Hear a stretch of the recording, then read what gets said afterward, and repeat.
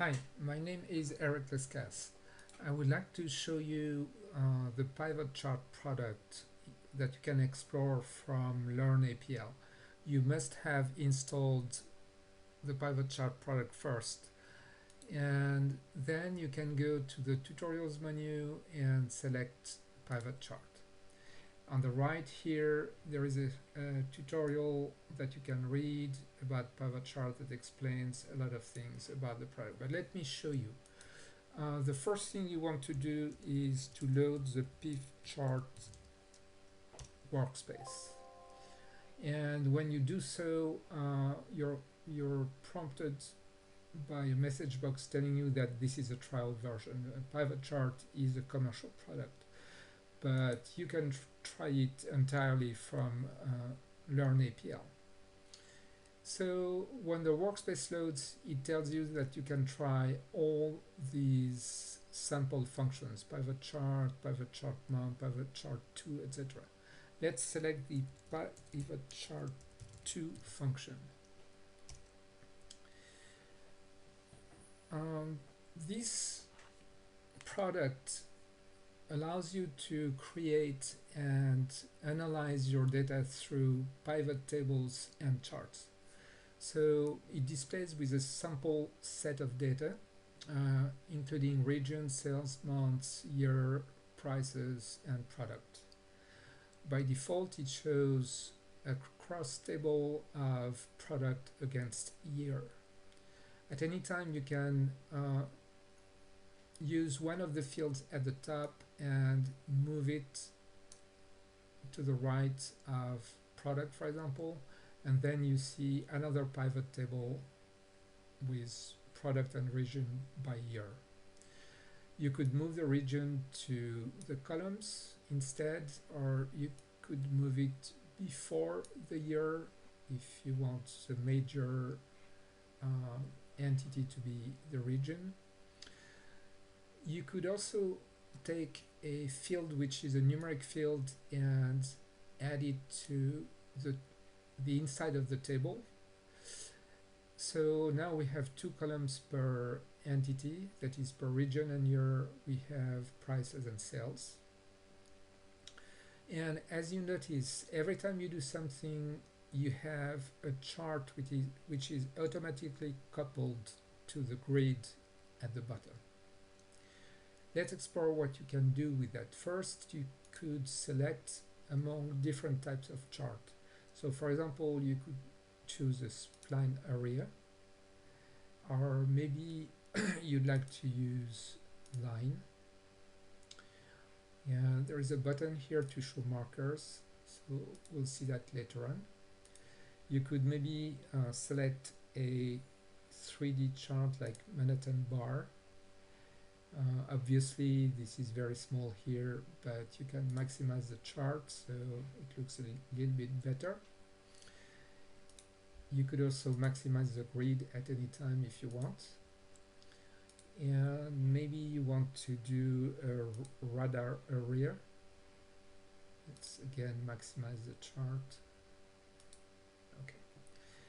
Let's come back to the standard side-by-side bar, and maybe you want to have your chart on the right of the grid. So you can do that. Let's remove the year here and, and do a pivot table product by region.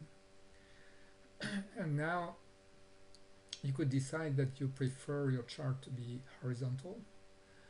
You could add labels.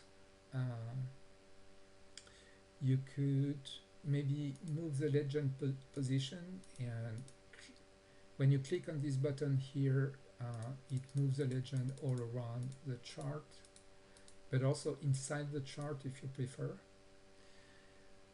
You could hide the legend or show the legend, and at any time you can send whatever is on the screen to Excel. So let's do that. It takes a little bit of time to start Excel on my machine for some reason. Okay, let me make Excel a little bit smaller so that you can see it here. So this is very identical to what you see in PivotChart. Okay, you could also change the skin. So for example, we could choose a Metropolis skin, or maybe Office 10 black screen, even funny screens like Christmas blue. Okay, let's come back to the standard default scheme and come back to this layout here, and maybe the vertical bars. Okay. Now what is very important is what you're displaying here inside the grid, and you can change that very easily. So let's remove the sales for now so that it's a very simple grid. You could use this menu here to tell exactly what you want to see. For example, for now we're seeing the averages, but we could see the counts. That is the number of records that correspond to VB.NET and Canada. We have 27 records and a total of 112 records for Canada. You could select maximum, minimum, let's say maximum for example, etc. Some variants. You could also decide, let's choose some. You could also decide what you want to see in the column. For example, you might want to see percent of the column. So here we see that the grand total is 100%, of course, for the column, but there have been 20%, 27% sales of VB.NET in Canada, 13% of JavaScript, etc., etc. You could filter anything, any fields. So for example, we can only display VB.NET and C# if we want. And as you can see, every time you do something, the chart adapts automatically to what you're doing.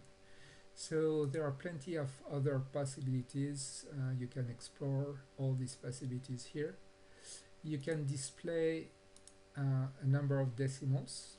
As you can see also, there are tooltips that show you, for example, here that we're seeing prices, the sum of prices, the percent of column for prices with 2 decimals, and you see the full value of the cell. And finally, you can display the totals or not display the totals. Okay. The other thing you can do, which is very powerful, is that you can export what you've produced. That is, you can export the grid or the chart or both. Let's export both. You get a form here, which is a preview if you want.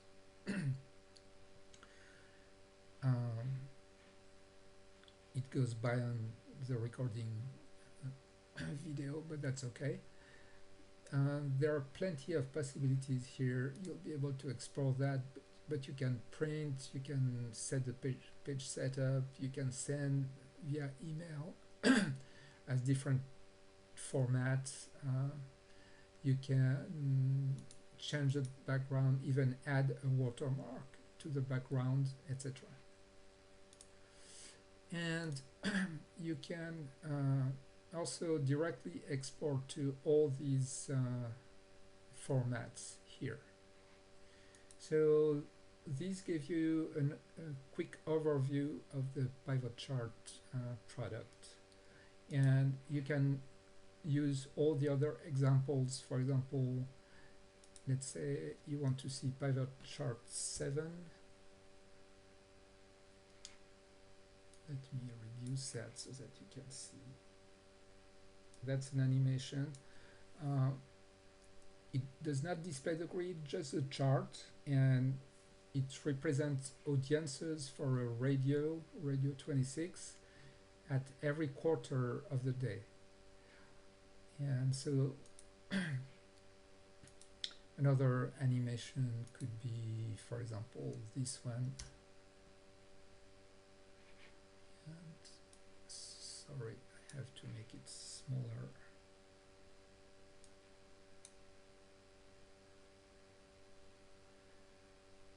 And now it is per quarter of the day, but per target. For example, the 25, 50 to 64 years old, etc., etc. Okay, that's all. Thank you very much.